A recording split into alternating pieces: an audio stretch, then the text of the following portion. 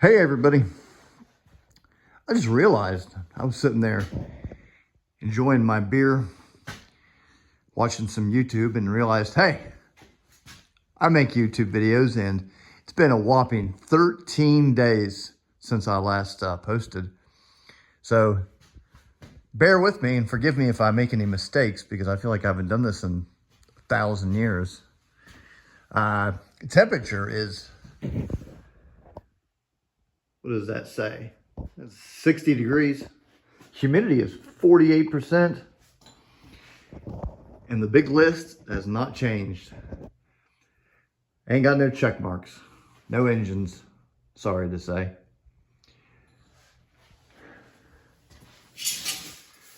I've been basically working on those control columns. Go in there and show them off to you really quick. Got a bunch of new subscribers over the past month, the most I've gotten in many months. Got to put a big thank you out to the National Museum of the United States Air Force for having me during Bombers and Brews last Saturday. Got to meet a lot of amazing people. I spent, 4-6 hours at my tables telling people about the B-36, explaining my project and showing off my artifacts that are both vintage and that I've made. I was so busy talking to people that I didn't get to eat the wonderful food that they brought in for us. I only got to eat one taco, which I'm still really tore up about. But on with the show.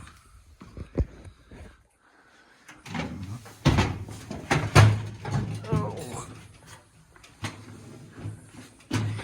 If I ever fall off of here, it's not going to feel good. So, what have I done? First thing that I've done was I don't actually have the dimensions from point A to point B. What I do have are some really good photographs looking through the flight deck where I can scale things that I know how big they are. And I came out with 17.750 3/4 inches.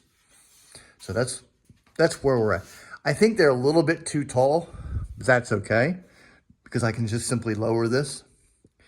And back to what I've done is I've installed these 4 screws here and the 4 on the back. These 4 bolts here and these 4 bolts on the back. In earlier videos, I was puzzled as to how I was going to do this. I had a eureka moment and realized that, hey, I'll just use longer pliers. So I modified these and the rest is history. Common sense sometimes eludes me. Does a lot of the time on this thing.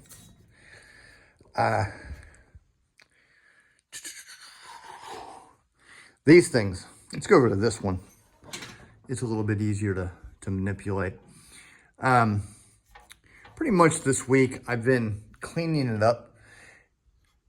I'll have to just go ahead and take this horn button off here. That's pretty much a really good copy of what the original looked like. You got those 4 tabs in there, and you got your 4, whatever you call lack of material areas there, and they just simply go on there and you twist it and that's it. That's all it does. That's why legend tells us that these things were the first things to disappear off of an aircraft or a B-36. A lot of aircraft had these, especially in this time period. Then I've heard stories where aircraft commanders would make these part of inventory and nobody was allowed to leave the airplane after a mission until these were accounted for. So most of the B-36 pictures you see, the horn buttons are absent and not accounted for. But I had to build up this front here. I had to make this ring. It took 4 hours to make these 2 rings that weld onto here that allow for this recessed area for the pressed thing to fit down in there flush. I've been ordering parts to get ready to start at least trying to figure out how to make all these things work. I know how they work, but actually do it. This seat is terrible. There we go. That's what makes that noise. What I'm looking to do now is build the connectors from here to here, the elevator segments. I actually got the rod ends. I have 4 of these. There'll be one that connects here, and then the other side of it will connect there. And when you move this thing will come forward and it will make a line. Now, the big problem is money, because these segments, there's a segment here, there's a segment there, there's a segment there, and there's a segment there. And I can't remember, because it's been a long time since I've looked, but each one of those segments has bearing pulleys. They're a little pulley with a bearing in the middle. And each one of them has like 30 of those things.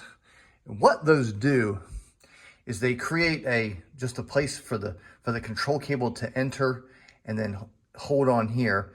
And then in the middle, there's it's a tension regulator that expands and contracts and pulls on this arm, which if this is the slack going back to the empennage and the tail, this arm basically pulls it tight when it gets into higher temperature or higher altitudes or whatnot. That's all that does. But the problem is I can't find those tension regulators anywhere. I've got the IPB on them so I could make them, but I've got to make 4 of them. 1, 2, 3, 4. There are parts houses out there that have got them, and they've quoted me like $300 a pop, which is $1,200 to make those things. And then the pulley bearings, unless I can find, I think I need like 144 of them. That number, it's been a year since I've actually looked at them when I was playing around here, but that's the problem is I got to find a place where I can buy them in bulk in order to make those big things. But they pivot, the elevator segments pivot right there. They'll pop up in there and that screw will hold them in there. So they mount horizontally, whereas these segments will mount vertically. So there's a lot that's going to happen in these areas. What I did today is I went around and re-drilled. Well, I say that I re-drilled. You have to believe me, because there are areas like here where the bolt won't line up. And there's a bolt or two that I couldn't get in there because it wouldn't line up, even though I actually re-drilled the thing. But that's what I did today, is I went around to the, this stuff. I can't think of what that was called. It's a, I'm going to sit here until I figure it out. You're going to have to excuse me. Thrust bearing. So you got the thrust bearing housings. They're in there with their lock nuts now. You got the lock nuts from the base to the thrust bearing and base to the torque tube. So there's a lot of fasteners that I installed today. And that's why these things are sitting up here kind of doing their own thing, because everything's just beautifully firm. I wish the yokes would stay where they're supposed to be, but you can't have everything. See, he likes to fall. But when I get these things lined up, or not lined up, but linked up, as we progress, we are going to be smoothing things out. I'm gonna have to get some Bondo on here. I hate to do that. I'm an all steel, all aluminum kind of guy, but I'm gonna have to get in there and get these nice and smoothed out. And then there's a switch that mounts here and maybe here too. So I'm gonna have to buy those switches, and those things are like 20, 30 bucks a pop. So there's, $100 for those switches. These early yokes, they did not have the button for the autopilot incorporated into the actual yoke. It was on a clip-on right here. So that clip-on thing with the button on it is, $100, either way you slice it. And I need 2 of those. Or I could buy one and make a resin copy, but I don't want to do that. Interestingly, the early style yokes, if you can find pictures of them, there's only a couple of them out there with the early style yoke on the late control column head. There's big braided wire that hangs down, and that braided wire is from that autopilot button. Took me forever to figure out what that was, but you'll see it. If you look on the early model B-36s, you'll see that braided wire. It's also in the Dash 1 flight manual. Just a lot of details. build the control rods, link these, build the big castings, which the control rods attached to. Additionally, there's big conduits. They're bent. There's an electronic package that bolts here, and then there's like a conduit where the wires that come up to that run up through the back here for the auto, not the autopilot, but for the intercom system. There's also a big button here and there. There's a lot that I need to figure out before I can finish these, but it all runs down these conduits, and so that's where we're going to be focusing. If I can't make these segments function, which they don't need to function because that tension regulator is never going to do its thing, because we're never going to be 50,000 feet in the air. So it's a detail that I might be able to simply not incorporate, because it's the money involved is just, it's kind of silly. And they'll be invisible and nobody would ever know unless somehow this thing ended up in the stratosphere. But there we are. And I don't know if any of all of y'all know, but I post on the post section of my page every night or a couple of nights, or whenever I feel like there's something worth posting, I post it. Not a whole lot of people get in there and respond, but you can find it that way. I'm always posting stuff.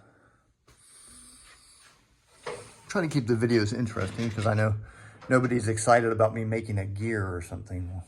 So that's all there is to it. I'll see y'all next time.